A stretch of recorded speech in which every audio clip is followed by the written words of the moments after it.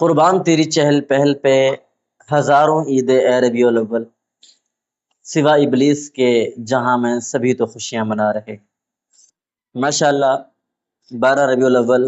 نبی کریم صلی اللہ علیہ وآلہ وسلم کا جنم دن ملک پاکستان میں بڑے تذکر و احتشام کے ساتھ منایا جا رہا ہے، اور اس کے ساتھ ساتھ ایک طبقے کو، ایک فرقے کو، ایک مسلک کو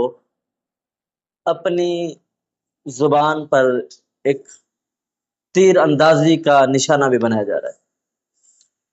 وہ اسی شعر میں، جس طرح میں نے آپ سے عرض کی ہے کہ جہاں میں سبھی تو خوشیاں منا رہے ہیں، سوا ابلیس کے جہاں میں سبھی تو خوشیاں منا رہے ہیں، تو اس کے اندر آپ دیکھیں کہ ایک جملہ ہے صرف، تو اس جملے کے اندر کتنا بہت بڑا بیڈ امپیکٹ ہے، جو کہ صرف کسی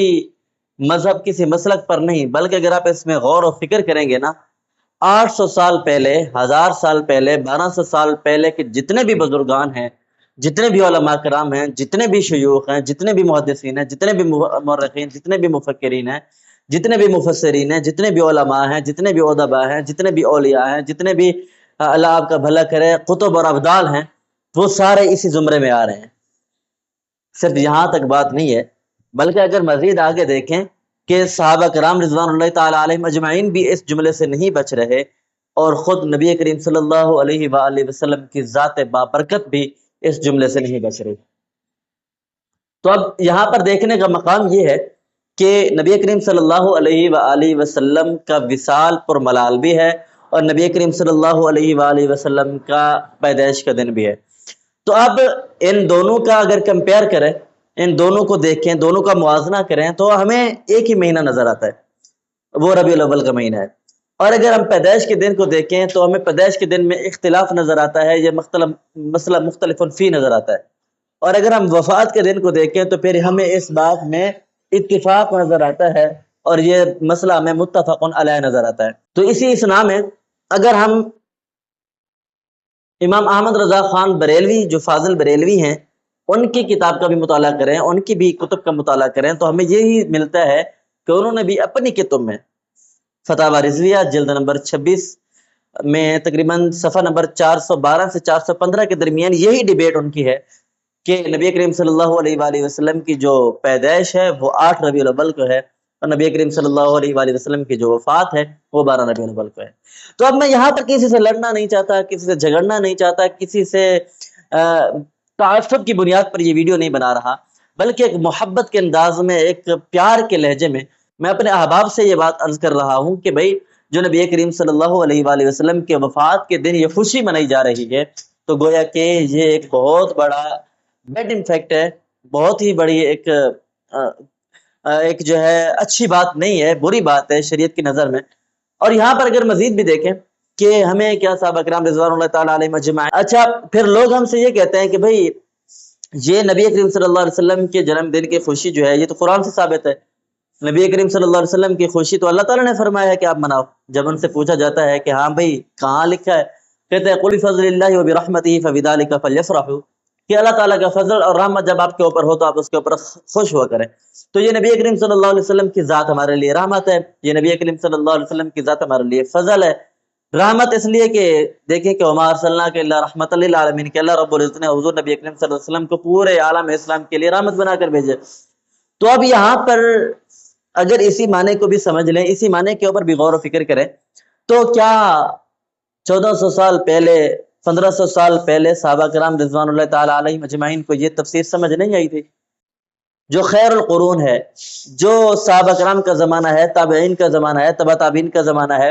کیا ان کو یہ تفسیر سمجھ نہیں آئی تھی؟ کیا ان کو یہ بات ان کے ذہن میں نہیں آئی تھی؟ یا یہ کہ ہم ان سے بڑے مفسر ہیں، یا ہم ان سے بڑے محدث ہیں، کیا ہم ان سے بڑے محقق ہیں کہ ہم یہ تفسیر کر رہے ہیں، ہم یہ تشریح کر رہے ہیں؟ بھئی جس طرح ہم کہتے ہیں علماء دیوبند اہل سنت والجماعت، ان کا ایک نظریہ ہے کہ وہ کہتے ہیں کہ بھئی ہم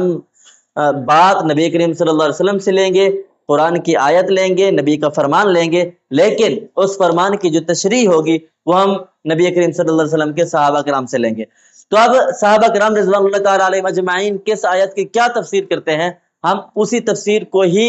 قبول کریں گے، ایکسیپٹ کریں گے۔ یہ نہیں ہے کہ 14ویں صدی کے بعد آنے والا کوئی بھی صرف پیٹ کا پجاری کوئی بھی تفسیر اور کوئی بھی تشریح کرنے لگ جائے، چہ جائے کہ وہ کسی بھی مسلک کسی بھی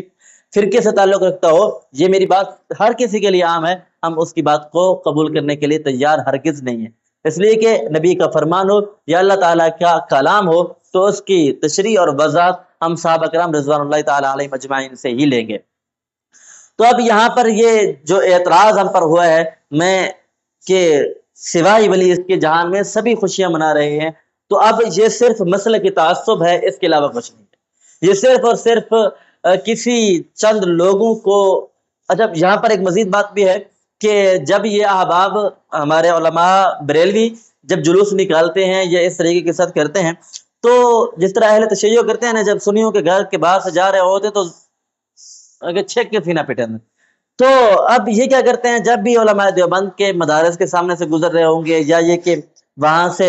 ان کے گھر کے سامنے سے گزر رہے ہوں گے یا ان کی بیٹھک کے سامنے سے گزر رہے ہوں گے تو وہاں پر زور زور سے نعرہ بازی کریں گے، وہاں پر زور زور سے یہ اپنے عشق کے جلوے دکھائیں گے۔ تو بھئی کیا عشق آپ انہی علماء دیوبند کو دکھانے کے لیے آ رہے ہیں یا ان کے مدارس کے سامنے آپ کا عشق زیادہ چھلک جائے گا، وہاں اس کے علاوہ آپ کا عشق نہیں چھلکتا، یہ عشق کا اظہار نہیں ہوتا؟ تو یہ باتیں جو ہیں یہ بہت بڑی جو ہے غلط باتیں ہیں کہ ان کو ہم اس طریقے کے ساتھ کہ اپنے مسئلے کی تعصب کی بنیاد پر کوئی بھی بات ہو تو اس کو ایسے اچھال کر پھینکیں کہ پھر اس کا خمیازہ یہ ہو کہ ہمارے ایمان کے اندر بھی دراڑیں پیدا ہو جائیں اور ہمارا ایمان بھی مستقل طور پر نہ رہ سکے۔ تو ہمیں اس بارے میں غور و فکر کرنا چاہیے کہ ہم جو جملہ بول رہے ہیں آیا اس کا اثر کہاں تک جاتا ہے، اس کی لمٹ کہاں تک ہے، کیا آیا یہ لمٹ ہمارے آس پاس کے لوگوں تک ہے یا پیچھے بھی جاتی ہے؟ تو اس بارے میں ہمیں غور و خوض کرنا چاہیے، اور اس کے متعلق کوئی بھی مسئلہ ہے ہمیں صحابہ کرام رضوان اللہ تعالیٰ علیہ مجمعین، تابعین، تبع تابعین کی زندگی کو فالو کرنا چاہیے کہ آیا صحابہ کرام نے بھی اس طرح کا کوئی دن منایا ہے، تابعین نے بھی کوئی دن منایا ہے، تبع تابعین نے بھی کوئی دن منایا ہے، سلف صالحین ائمہ اربعہ نے بھی کوئی دن منایا ہے۔ اگر ان سے ہمیں یہ چیز نہیں مل رہی تو ہم خواہ مخواہ ایسی چیز میں کیوں پڑ جائیں کہ جس کا شریعت مطہرہ میں کوئی ثبوت ہی نہ ہو۔